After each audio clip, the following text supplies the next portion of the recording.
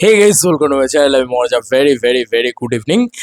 জিতা মানে pan India, জিতা মানে এসে আচমকাই কাঁপাবো মুম্বাই। আর এগেন সেম জিনিসটা ঘটেছে বন্ধুরা। ইয়েস, তারা নাদাস হোক বা সুমিত কাদিল, তারা তাদের মতন বড় বড় পেয়েছে। আর সত্যি কথা, শিল্পেন্দুদাই হেভি আপডেট দিয়েছে, এটা নিয়ে কোনো সন্দেহই নেই। মানে সে কিন্তু অনেক আগে বলেছিল যে কেউ বলে বিপ্লবী, কেউ বলে ডাকাতের, মানে জিদ্দার এই যে জিনিসগুলো সে বলেছিল, সেগুলো তখন দেভিয়ান্সদের জন্য শুনতে নেগেটিভিটি লাগলেও আজকে কিন্তু সেগুলোই সত্যি হয়েছে।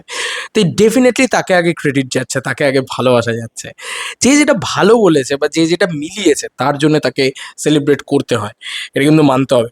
আচ্ছা, আমি কিছু কথা বলতে চাই, সেগুলো না হয় অন্য কোনো ভিডিওতে বলবো, এই ভার্সেস নিয়ে। কারণ আমি বিশ্বাস করি না, আমি ওরকম পার্সনই নয় যে দেব ভার্সেস জিতে বিশ্বাস করবো। তবে এই ভিডিওটা জিতটাকে সেলিব্রেট করার ভিডিও বন্ধুরা। এই ভিডিওটাতে এটা বলছি যে বারবার বলেছি যে বাংলা ইন্ডাস্ট্রির আর কারোর দম নেই যে প্যান ইন্ডিয়া কোনো কেউ তাকে নিয়ে লিখবে বা তাকে নিয়ে করবে। এই তারানা দাস হোক বা এই যে তারানা দাস মানুষটা, এ কিন্তু লিখেছিল যে Chengiz highest grossing of the year তাঁর কাছে, অন্তত বাংলা ইন্ডাস্ট্রির জন্য। কেন?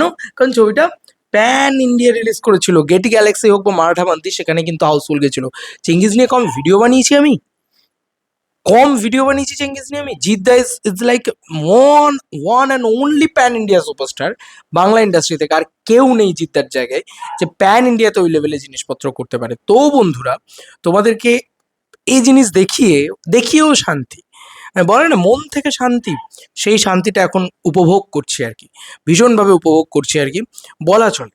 যে তারানা দাসের পেজ খুললে নাকি আমরা জিদ্দার, কেউ বলে বিপ্লবী, কেউ বলে ডাকাতকে পাচ্ছি। মানে এটা তো দেখার মতন খবর।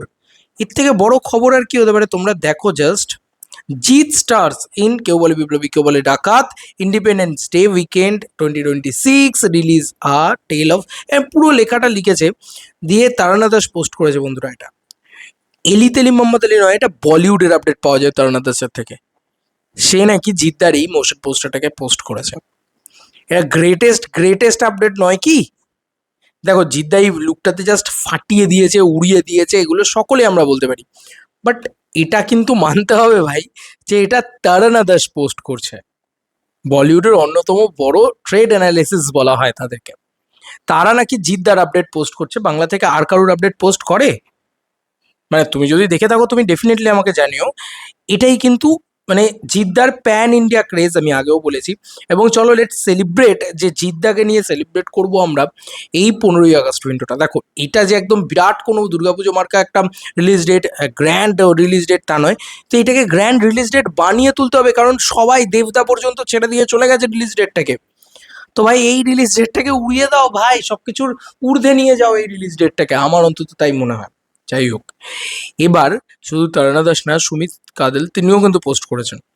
মানে এদের থেকে কিন্তু আমরা পাই, বলিউডের আপডেট পাই। তারা কিন্তু পর্যন্ত, এবং সেখানে সুমিত কাদেল আবার সুপারস্টার জিৎ কথাটা ব্যবহার করেছেন। দেখো, তারা স্টোরিও লাগিয়েছে, দেখতে পাচ্ছ সুমিত কাদেল। মানে এটা দেখার মতন খবর ভাই।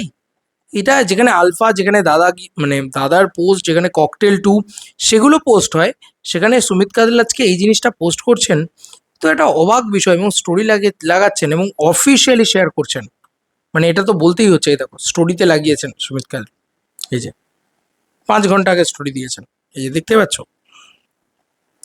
তো যাই হোক, এটা একটা দারুণ বিষয়, এবং এটা কিন্তু বাংলার গল্প বলবে সকলকে। তো আমি বুঝতে পারছি না কে কোন চরিত্র করছেন, কিন্তু ভানু বন্দ্যোপাধ্যায়ের কিন্তু একটা বড় রকম ভূমিকা রয়েছে অনন্ত সিংহর জীবনে। আমি যেহেতু পুরো বিষয়টা জানি না, তাই আমি কিন্তু সেই দিকে বিশেষ ঢুকবো না। তবে আমি এইটুকু বলতে পারি যে লুকটাতে এসছে বা যে লুকটা এসছে, তাতে ভানু বন্দ্যোপাধ্যায় হিসাবে শুভাশিস শুভ্রজিৎ, সম্ভবত আমি যদি খুব ভুল না করি, তো তাকে কিন্তু দারুণ মানাচ্ছে। মানে এর আগে সবর বা ইত্যাদিতেও তোমরা দেখেছো তাকে। এই যে ভানু বন্দ্যোপাধ্যায়ের লুক, লোকাদার লুকটাও হেভি লাগছে। লোকাদা সম্ভবত, আমি যদি খুব ভুল না করি, মাস্টার যা সূর্য সেন, আমি যদি খুব ভুল না করি, মেবি হতে পারে। ঠিক আছে, এই মহিলাকে আমি ঠিক বুঝতে পারছি না। পুরো ওই হাই পাপা যে ছিল, আমার নামটা এখন মনে পড়ছে না, ওর মতন লাগছে, ওর হিরোইনের মতন লাগছে। এটা তো প্রিয়াঙ্কা সরকার, আমি যদি খুব ভুল না করি। এবং তার উপরে তো কৌশিক সেনকে ভাই কিছু লাগছে। যাই হোক, আর টোটাদা তো ভাই মানে টোটাদা তো ফুলই। এটা নিয়ে তো আগেও কথা বলেছি, এই পোস্টারটাকে নিয়ে। জিদ্দা তো জাস্ট জিদ্দা আমাদের। হেভি লাগছে। এটা জিদ্দার কেরিয়ারের বেস্ট ফিল্ম হতে যাচ্ছে, এবং যেহেতু কেউ আসছে না 15ই আগস্ট উইন্ডোটাতে, ভাই ভাই এই সিনেমাটা যেন ফাটাফাটি বিজনেস করে, উড়িয়ে ব্যবসা করে, এইটা আমাদের সকলের দেখা কর্তব্য। কারণ জিদ্দা আজকে একটা ম্যাসিভ কামব্যাক হোক, হোক একটা 10 কোটি টাকার বক্স অফিস, উড়িয়ে দিক সব কিছু, তাহলে মানে মজা এসে যাবে ভাই। এবং এই ছবিটা প্যান ইন্ডিয়া রিলিজ করতে চাইলে রিলিজ করতে পারে কিন্তু, কারণ এত ভালো রেসপন্স প্যান ইন্ডিয়া ট্রেড অ্যানালিসিসদের থেকে, তাহলে কেন একটা ছোট করে প্যান ইন্ডিয়া রিলিজ বা দেওয়া হবে না? দিয়েই তাও ভাই। কারণ একমাত্র জিদ্দা কিন্তু প্যান ইন্ডিয়াতে এই রেসপন্স ক্রিয়েট করতে পারে বা এই জিনিসপত্র তৈরি করতে পারে। তাহলে আমার মনে হয় যে সেটা দিয়ে দেওয়াই উচিত, সেরকম প্যান ইন্ডিয়া রিলিজ দিয়েই দেওয়া উচিত। কারণ ইমোশনাল ক্রেজের ওপরে ভিত্তি করে, মানে তুমি আজকে চেঙ্গিজের কথা ভুলে গেলে তো চলবে না, আর খাকি দ্য বেঙ্গল চ্যাপ্টারের পরে জিদ্দাকে কেই বা না চেনে, এভরি ওয়ান। নেটফ্লিক্সের টপ র্যাঙ্কিংয়ে, মানে অন্য অন্য জায়গায় আর কি, অন্য উচ্চতায় আর কি ব্যাপার স্যাপার।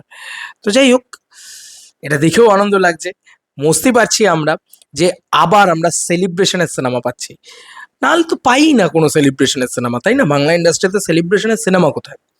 তো এই সিনেমাটা হচ্ছে সেই সেলিব্রেশন। চলো লেট সেলিব্রেট জিদ্দাকে নিয়ে। তো এই ছিল এখনকার মতো ভিডিও। আরও চেষ্টা করবো জিদ্দাকে নিয়ে সেলিব্রেট করার।